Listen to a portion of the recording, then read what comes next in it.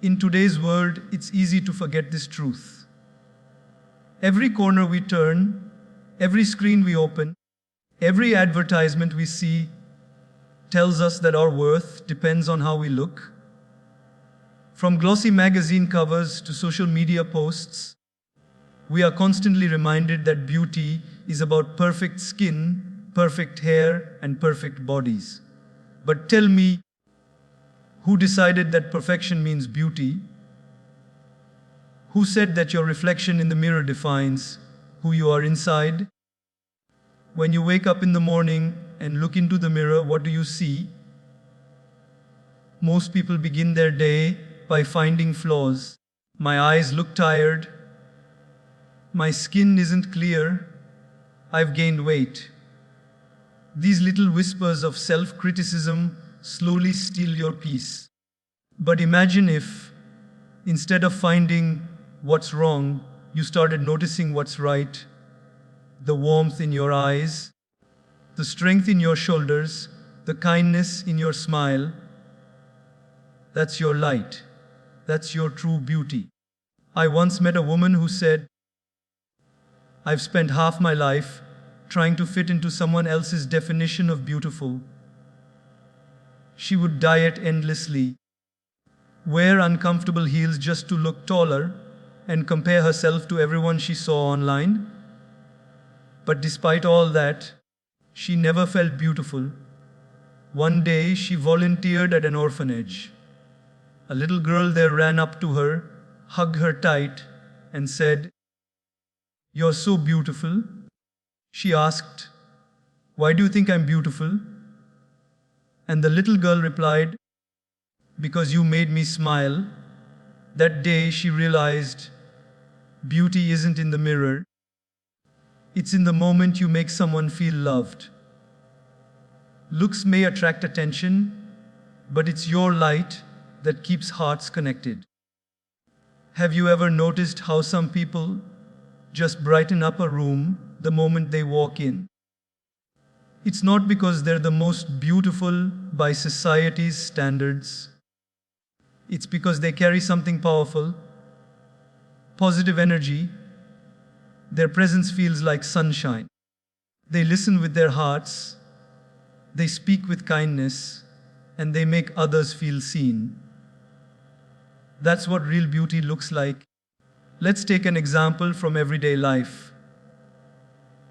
Think of a mother who wakes up before everyone else, prepares breakfast, helps her children get ready for school, goes to work, and still smiles when she returns home.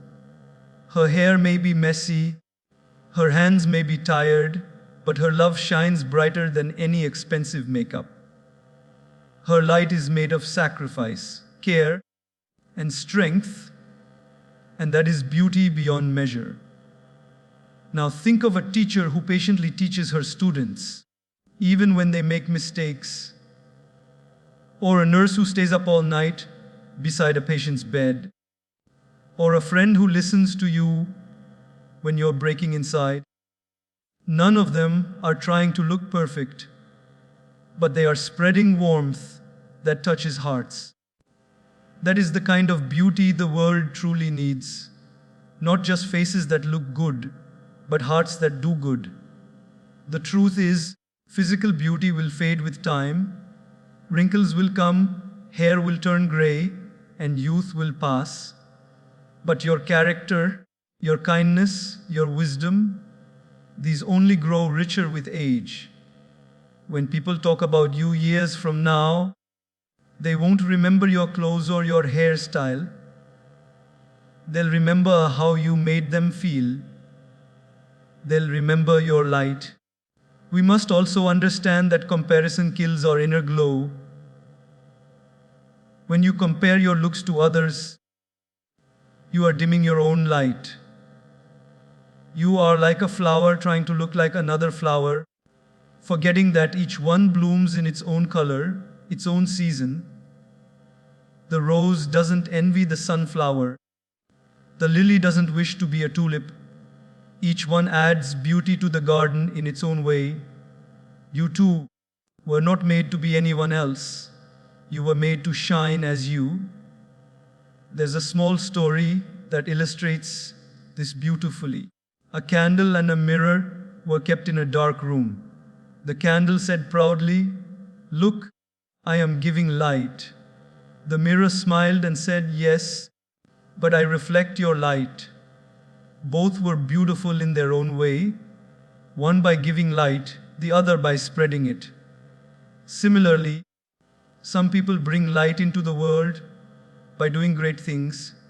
Others reflect that light by sharing love, laughter, and hope. Both are equally important. Your light can be as simple as a smile to a stranger, a kind word to a colleague, or encouragement to a friend who's struggling. These small acts are what make you shine. When you use your words to heal rather than hurt, when you lift someone up instead of pulling them down, you become the kind of beautiful that no mirror can capture. So, my dear listener, stop chasing beauty that fades and start nurturing the light that lasts. Dress well, yes. Look after yourself, yes. But remember, your outer appearance is just a reflection of your inner state. When your heart is full of gratitude, when your thoughts are filled with compassion, when your actions come from love, you will glow from within. People will be drawn to you not because of how you look, but because of how you make them feel. There's a reason why people still remember Mother Teresa. She wasn't known for glamorous looks. She was known for her service, her heart, her light. Her beauty wasn't skin deep, it was soul deep. And that's the kind of beauty that changes the world. So tonight, when you stand in front of your mirror again, don't just look at your face, look for your light. Remind yourself, I am more than my appearance. I am kindness in action, I am love in motion, I am strength wrapped in grace. You are not your looks, you are your light. And when you start believing that, you'll realize that no reflection can truly capture your brilliance, because your beauty isn't meant to be seen, it's meant to be felt. In our world today, the word strong is often misunderstood. We think strength means never breaking, never crying, never showing emotion. We believe that strong people are those who keep smiling even when their hearts are breaking. But that's not true strength. True strength is not in hiding your tears. It's in embracing them. It's in allowing yourself to feel, to fall, and still to rise again. Crying doesn't make you weak. It makes you real. Tears are not a symbol of failure. They are a language of the soul. They speak when words cannot. They cleanse the heart, release the pain, and make space for peace to enter again. Sometimes, tears are prayers too, silent ones that only God understands. Let me tell you something, even the strongest among us cry. The soldier who stands on the border misses home, but doesn't show it. The mother who smiles while sending her child off to college hides the H in her chest. The friend who encourages everyone may cry quietly at night when no one is watching. But do those tears make them weak? No. Those tears make them human. We live in a society that teaches women to be strong, but sometimes in a way that's misunderstood. They are told, don't cry, don't show emotions, be brave. But bravery is not the absence of tears, it's the courage to feel deeply and still keep going. A woman who cries when she's hurt and still stands up to face the world, she's not fragile, she's fearless. Imagine a rainy day. The sky pours out everything it holds, and only then does the earth feel refreshed. In the same way, When your heart releases what it carries, your soul feels lighter. Suppressing emotions doesn't make you strong, it only builds walls within. You can pretend to be fine for a while, but eventually those bottled up emotions overflow. And when they do, they don't just hurt you, they hurt everyone around you. So, allow yourself to cry when you need to. It's not a breakdown, it's a breakthrough. I remember once meeting a young woman who said, "I haven't cried in years. I don't want to look weak." She had gone through heartbreak, pressure at work, and family struggles, yet she kept everything inside. One day she broke down, she cried for hours. Afterwards she said, "I don't know why, but I feel free." You see, she didn't lose her strength in those tears. She found it. Because strength isn't about holding your pain, it's about releasing it with grace. Let's look at a simple example. When you lift weights, your muscles tear slightly before they grow stronger. The process of growth involves a little pain, a little release, and a lot of rebuilding. The same is true for emotional strength. Each time you cry, you're not breaking, you're rebuilding from the inside. You're allowing your heart to breathe. Many people think crying in front of others is embarrassing, but vulnerability is one of the most beautiful forms of strength. When you show your emotions, you invite others to show theirs. You build connection, empathy, and trust. When you say, "I'm not okay," you give others permission to be honest too. The world needs more people who can say, "Yes, I feel deeply. Yes, I hurt, but I still have hope." Even nature teaches us this lesson. The ocean waves rise and fall. The trees shed their leaves only to bloom again. The cycle of life is full of letting go. So why do we think we must always hold everything in? Why do we mistake stillness for strength? The strongest trees bend with the wind, the ones that resist often break. So, bend when you must. Cry when you need. It's not weakness, it's wisdom. Think of a mother who loses her child. Her tears don't make her weak, they show her love. Think of a girl who stands up after being told she's not enough. Her tears are not defeat, they are her first steps toward rediscovering her worth. Think of a woman who forgives someone who hurt her deeply. Her tears are not a sign of pain, they are a sign of healing. Sometimes we cry because we care, sometimes we cry because we've held on for too long, and sometimes we cry simply because our heart is overflowing with pain or gratitude or love. Each tear has a purpose.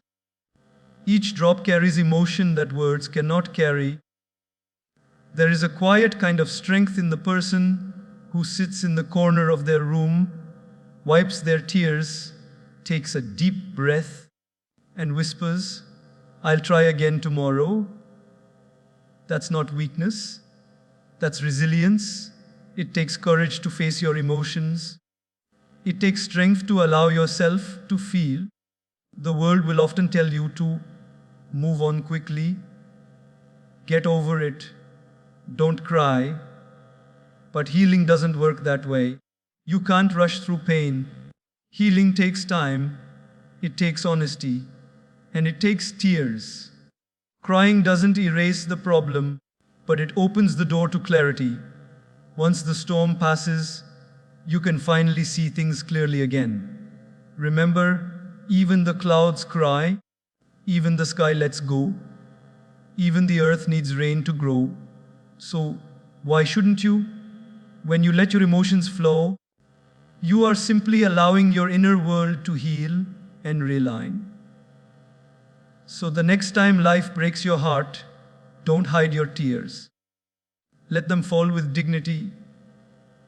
Let them remind you that you're still alive, still capable of feeling, still connected to your heart. Cry when you must, but rise after you do. Because crying is not giving up, it's cleaning up your soul so you can start again with a clearer heart and a stronger spirit. Strength doesn't mean not crying. It means standing tall after you cry. It means facing the same storm again with faith instead of fear. It means saying, yes, I'm hurt, but I'm not done. And when you learn to cry without shame, to feel without fear, and to rise without hesitation, that's when you truly understand what strength means. It's not about being unshaken. It's about learning to shake and still stay standing. That, my dear friend, is real strength, soft, silent, sacred, and unbreakable. From the moment we are born, the world starts telling us who we should be. We are told how to dress, how to behave, what to say, how to laugh, and even how to dream. Slowly, without realizing it, we start shrinking ourselves to fit into other people's expectations. We say, sorry, for things that don't even require an apology. Sorry, I laughed too loud. Sorry, I'm not like everyone else. Sorry, I spoke my mind. Sorry, I want something different. But have you ever paused to ask yourself, why are you apologizing for being exactly who you are? You were never born to blend in. You were born to stand out. Every person in this world has a unique fingerprint, a unique voice, a unique heart. Yet most people spend their lives trying to be copies of others. They suppress their dreams, silence their opinions, and dim their light just to be accepted. But acceptance at the cost of authenticity is the most painful form of rejection, because you end up rejecting yourself. I once met a young woman who was extremely talented at painting. Her art spoke emotions that words couldn't express. But she told me she stopped painting because her friends laughed and said, art won't get you anywhere. She chose a career she didn't love, all to avoid standing out. Years later, she said, I wish I had the courage to be myself. And that's the truth. The biggest regrets in life are not about the things we did wrong. They're about the times we didn't honor who we really were. We apologize for being too emotional, too ambitious, too quiet, too bold, too much, or sometimes not enough. But here's the secret: there is no such thing as being too you. The world doesn't need a quieter, smaller version of you. It needs the real, unapologetic you, the one who dreams big, feels deeply, and lives honestly. Think about it. A rose never apologizes for being red. The ocean never apologizes for its waves. The moon doesn't apologize for shining, even when it's surrounded by darkness. So why should you apologize for your colors, your emotions, your light? You are not here to please everyone. You are here to live your truth. I remember once a girl stood up in one of my talks and said, I feel like people don't like me because I'm different. I smiled and said, good. The right people will love you for the same reason. You see, when you are authentic, you attract those who align with your soul. But when you pretend to be someone else, you attract those who love your mask, not your heart. And masks are heavy. You can't wear them forever. The greatest peace you'll ever find is when you stop explaining yourself to people who are committed to misunderstanding you. You don't need to defend your dreams or justify your choices. The people who truly care about you won't need an explanation, and the ones who demand one may never understand anyway. Let me share a simple story. A woman once decided to cut her long hair short. It made her feel confident, free, and strong. But when she went to a family gathering, a relative said, "Oh, you looked better before." For a moment, she felt hurt. She thought maybe she made a mistake. But later that night, she looked in the mirror and smiled. She said to herself, "I didn't do this for them. I did it for me." That moment, that quiet acceptance of oneself, is what freedom feels like. We must understand something. People's opinions will change like the weather. If you live by their approval, you'll die by their rejection. Some will judge you for being bold, others will judge you for being quiet. No matter what you do, someone will always have something to say. So why not just do what makes your heart happy? Being yourself doesn't mean you're perfect. It means you're honest. It means you accept your flaws, your quirks, your emotions, and still say, "This is me," and that's enough. The truth is, authenticity is magnetic. People are drawn to those who are real because it gives them permission to be real too. Think of the people you admire most. Maybe it's a public figure, a friend, or a family member. What makes them inspiring? It's not perfection. It's their authenticity. It's their courage to live their truth, even when it's uncomfortable. That's what touches hearts. That's what makes an impact. There was once a famous musician who was criticized for his unusual voice. People said it was too rough, too raw, but instead of changing it, he embraced it. That very same voice went on to inspire millions. The thing that people mocked became the thing that made him extraordinary. That's what happens when you stop apologizing for who you are. You turn your uniqueness into your strength. Every time you say sorry for something that's a part of you, you give away a little piece of your confidence. Stop apologizing for being passionate, for being curious, for being ambitious, for being quiet, for being loud, for being you. Don't dim your light just because it makes someone else uncomfortable. The world needs your fire, not your silence. Yes, being yourself will sometimes mean standing alone. It will mean losing people who only liked you when you played small.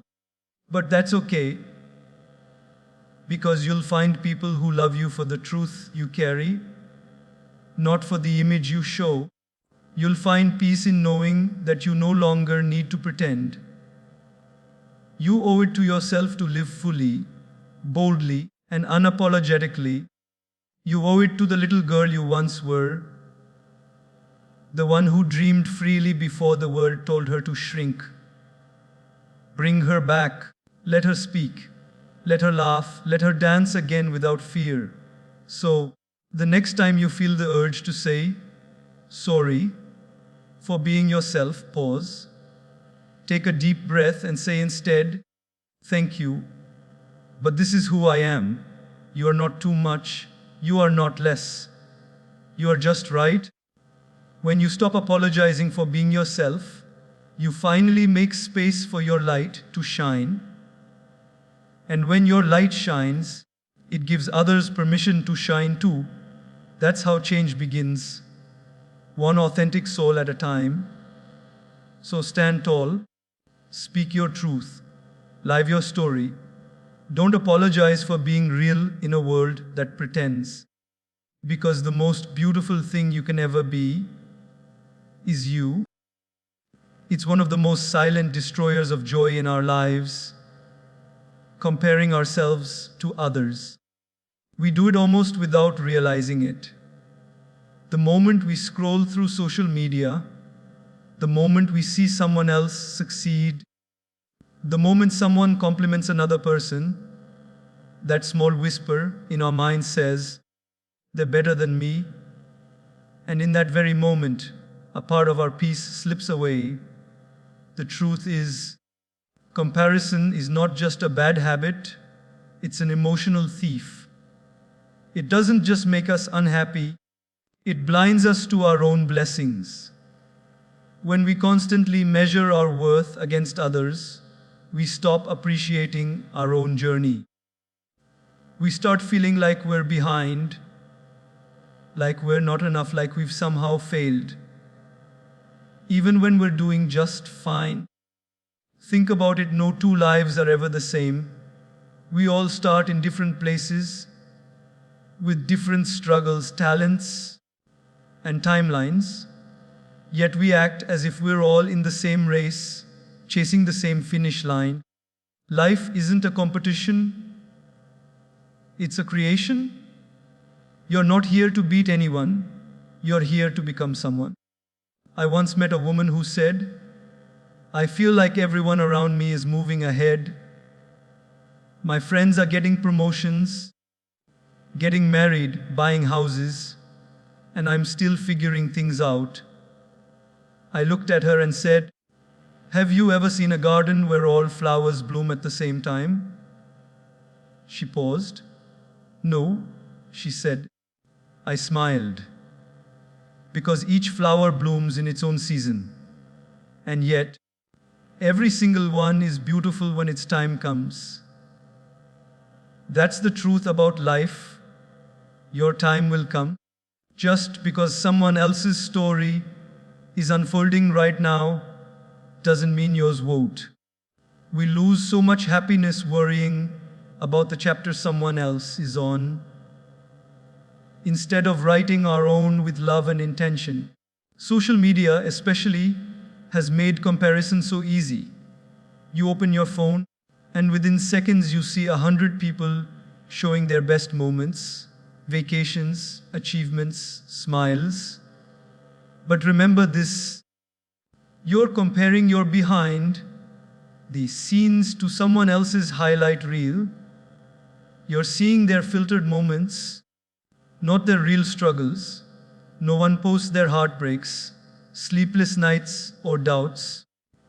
Everyone is fighting their own unseen battles. So, never judge your journey by the surface of someone else's. I remember once seeing a beautiful quote that said, the moon doesn't compete with the stars. It shines when it's time. Isn't that true? You never see the moon jealous of the sun, or the stars trying to outshine each other. They all shine in their own time, in their own way, with their own purpose. You are no different. When you compare yourself to others, you limit your own potential. You start copying instead of creating. You start imitating instead of innovating. And in doing so, you lose the very thing that makes you special, your uniqueness. You are not meant to walk someone else's path. You are meant to light your own. Let's take a simple example. Imagine two students in a classroom. One excels in mathematics, the other in literature. If the one who loves poetry keeps comparing herself to the math topper, she'll start believing she's not smart enough, when in truth, she's simply gifted in a different way. And the beauty of life lies exactly in that differences. The world doesn't need 1,000 copies of one kind of person. It needs diversity, variety, and balance. There's a story about a bird and a fish. The bird admired how freely the fish swam, gliding through water effortlessly. The fish admired how beautifully the bird flew across the sky. Both spent their lives wishing to be like the other, until they realized something profound. The bird was never meant for water, and the fish was never meant for the sky. Each was perfect in its own world. The same goes for you. You are designed for your own path, your own pace, and your own purpose. When we compare, we forget to see how far we've already come. Think of who you were a year ago. Think of everything you've overcome. The battles no one knows about. The moments you doubted yourself, but still kept going. That's growth. That's success. That's what matters. Instead of comparing yourself to others, compare yourself to your past self. Ask, am I better than I was yesterday? Have I learned something new? Have I grown in kindness, patience, or courage? If the answer is yes, you're already winning, because progress isn't measured by speed, but by sincerity. Confidence doesn't come from being better than others. It comes from being proud of who you are and what you're becoming. The moment you stop comparing, you start appreciating. You begin to see your life not as less, but as different. You begin to celebrate others' success without feeling small. You realize that someone else's light doesn't dim yours. It adds more brightness to the sky. Once, I saw a sunset so breathtaking that it made everyone stop to watch. A little later, the stars appeared. Did the sunset complain that the stars took the attention? No, it simply faded gracefully, knowing it had served its purpose. That's how we should live, shining fully in our moment, without worrying who's shining next. We all have our moments of glory, our chapters of struggle, our phases of learning. And when you embrace that truth, peace begins to grow inside you. You stop rushing, you stop comparing, you start living. You start focusing on gratitude for what you have, for who you are, and for how far you've come. The next time you find yourself comparing, pause. Look at your hands, your heart, your life. They are uniquely yours. No one else in this world can live your exact story. You have something no one else has. Your perspective, your pain, your purpose. That's your power. Comparison kills confidence, yes, but self-acceptance revives it. When you stop chasing someone else's definition of success and start honoring your own, you become unstoppable. You stop walking in shadows and start walking in light. So, celebrate others, but don't forget to celebrate yourself too. You are doing better than you think. Your story is unfolding exactly the way it's meant to. Trust the timing of your life. The flower doesn't bloom by envying another. It blooms by believing in the sun that shines on it. And so will you. In a world that constantly tells you to give, to please, to sacrifice, to serve, many people forget one simple truth. You cannot pour from an empty cup. We are so busy trying to make everyone else happy that we often neglect the one person who needs our love the most, ourselves. And yet, self-love is not arrogance, not pride, not vanity. It's the quiet recognition that your life, your heart, and your peace are worth caring for. Somewhere along the way, we were taught that loving ourselves means being selfish, that putting our needs first is wrong. But how can you give love, patience, or compassion to others if you haven't learned to give it to yourself? Self-love isn't about ignoring others. It's about nourishing your own soul so you can serve the world with strength, not exhaustion. Think of it like this: when you are on an airplane, they tell you to put on your oxygen mask first before helping others. Why? Because you can't help anyone if you're gasping for breath yourself. In life, the same principle applies. You can't heal others if you're hurting inside. You can't bring peace if you're constantly in chaos. Taking care of yourself is not a luxury, it's a responsibility. I once met a woman who gave everything to everyone: her time, her energy, her heart. She was always there for everyone else, always saying yes, even when she was tired. One day, she broke down and said, "I don't even know who I am anymore." That's what happens when we forget self love. We lose ourselves in the noise of the world. She began to take small steps to care for herself again, taking walks alone, reading books she loved, journaling, saying no when she needed to. Slowly, she started feeling alive again. She didn't become selfish, she became whole. Self love is the foundation of every healthy relationship. When you love yourself, you stop begging for love from others. You stop accepting less than you deserve. You no longer tolerate disrespect because you know your worth. You stop chasing people who make you feel small because you finally realized you are enough. In our culture, people often glorify sacrifice. But what's the point of giving your all if, in the process, you lose your joy, your identity, your peace? A burnt out soul cannot light up the world.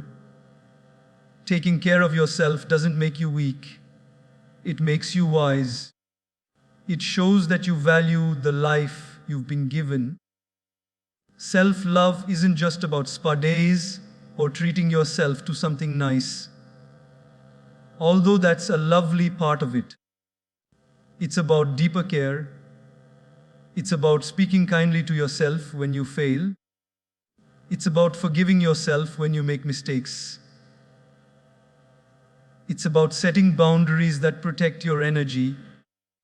It's about listening to your needs, emotional, mental, spiritual, and honoring them. There's a story I once heard about a gardener. He loved his garden deeply. He watered the plants every day, trimmed the leaves, took care of the soil. The garden bloomed beautifully. One day, he got so busy helping other gardens that he forgot to water his own. Slowly, his flowers began to wilt. When he returned, he realized that even love needs maintenance. The same is true for you. You are the garden of your own soul, and self-love is how you keep it blooming. When you practice self-love, something beautiful happens. You stop looking for validation from the outside world. You stop trying to prove your worth. You no longer need to be liked by everyone because you like yourself. You become calmer, clearer, and more confident. Your relationships improve because you no longer depend on others to make you happy. You bring happiness into them. Think of a candle. When it burns bright, it can light up thousands of others without losing its flame. But if it's neglected, if the wind keeps blowing it out, it cannot serve its purpose. Your self-love is that flame. Protect it, nurture it, let it shine. Let me share a simple daily example. Imagine a mother who wakes up early to take care of her children, works all day, and handles countless responsibilities. If she never takes time for herself, even 10 minutes of silence, a cup of tea, a few deep breaths, her energy begins to drain. But if she gives herself that small pocket of care, she can serve her family with more joy and peace. Her self-love doesn't take away from her family's love, it strengthens it. Loving yourself also means accepting your imperfections. You are allowed to be a masterpiece and a work in progress at the same time. You are allowed to have flaws and still be proud of who you are becoming. Too often, people wait to love themselves when they lose weight, when they succeed, when everything is perfect. But that day never comes. because perfection doesn't exist. Love yourself now, not because you have everything figured out, but because you are trying. There will be days when you feel broken, when you feel unworthy, when you doubt yourself. On those days, be gentle. Don't punish yourself for being human. Speak to yourself like you would to someone you love. With kindness, with patience, with hope. Remember, you are not behind in life. You are not less than anyone else. You are walking your own path, at your own pace, and that's perfectly okay. Self-love allows you to celebrate that journey without guilt or comparison. One of the most powerful moments in life is when you look in the mirror and instead of finding flaws, you whisper, I deserve love from others, yes, but especially from myself. That's when everything changes. Because when you fill yourself with love, you naturally radiate it outward. You start lifting others without losing yourself. So take time today to reconnect with your own heart. Listen to what it needs. Give yourself rest when you're tired. Give yourself compassion when you fail. Give yourself credit when you grow. You don't need to earn your worth, you already have it. Self-love isn't selfish, it's sacred. It's how you honor the life you've been given. It's how you turn survival into peace and existence into joy. When you start loving yourself, you don't become less of a giver, you become a stronger one. You begin to live not from emptiness, but from overflow. So take care of yourself, not because no one else will, but because you deserve your own love first. That's not selfishness, that's wisdom, that's peace, that's freedom, and that's where true happiness begins.